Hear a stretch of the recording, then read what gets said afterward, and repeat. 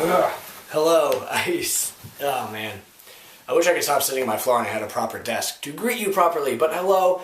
It's Saturday, so it's time for another episode of Contains 10% Ethanol, and I'm Ethanol. And I also think you're great, and thank you for sticking around. This is the third installment of my Death of a Friend series. In the first one I talked about what it was like to get the news.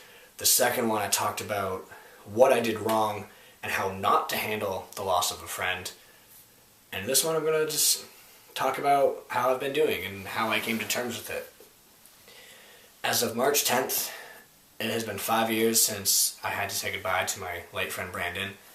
And lesson one, with me coming to terms, lesson tip, whatever you want to call it, I talked to people. I really communicated with my friends who were his friends also, my family who, knew he was my absolute closest best friend, and his family. And I talked to teachers and other friends that I met. You'll be amazed if you talk about the loss of a friend, how many other people have lost friends in their lifetime.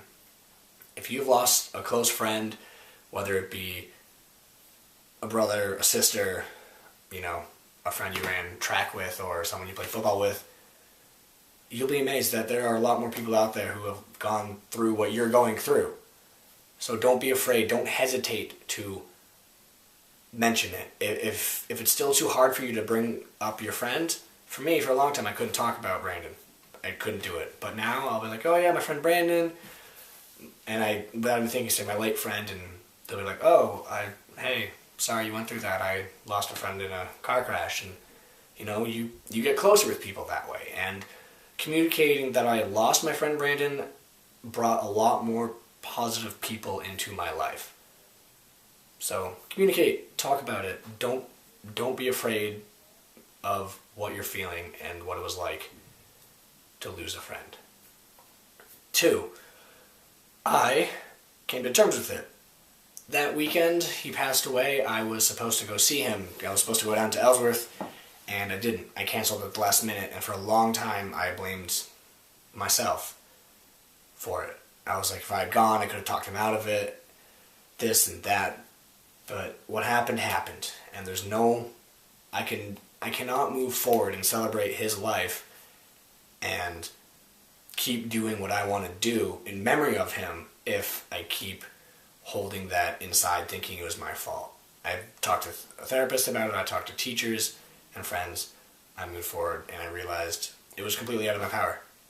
Maybe if I had gone down that weekend, it wouldn't have happened. It might have happened, could have been a freak accident later, 2 years later, a week later, who knows. So that's 2. And 3, I kept mementos of his. I have a t-shirt he ordered that showed up the day after he passed away. That's hanging up in my closet. I have pictures. Yeah, I have a picture, plural. No, pictures, 2. I have 2 pictures. I have a picture of him that his mom gave me, and a picture of him and I in 2008, which I will show you at the end of this. And I have his name inked right here. I don't know if you can see it, but maybe the hair gets in the way, but his last name is right here in my chest, and it's a constant reminder that he is always here with me, even though he's not physically here with me. So, talk, communicate, know what you could have done and what was inevitable and what was, completely out of your power. And keep things. Don't shut out the memory of that person you lost. Because it's going to suck. It's going to hurt.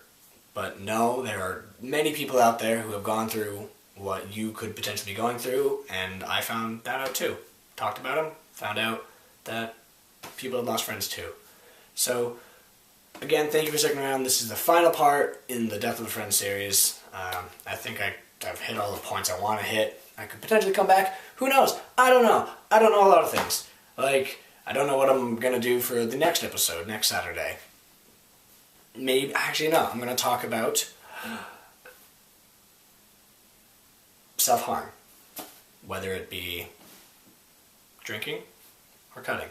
Haven't decided yet, because those were 2 big things with my depression. But again, I love you, and thank you for watching more of my episodes. I'm buying my computer tomorrow. I'm super stoked about that. I'm gonna get a desk so I can stop sitting on the floor and having my feet fall asleep when I talk to you because it's uncomfortable. But I'm risking. Whatever. Anyway, I'll show you a picture, Brandon. Yeah. Okay. Oh man, I'm tired. It's been a long Saturday already. But yeah, buying a computer tomorrow. Thank you for watching. And I hope this brings more understanding and light to the subject of depression. And know that you are absolutely wonderful and that I love you. Okay? Bye. Thank you. Ugh.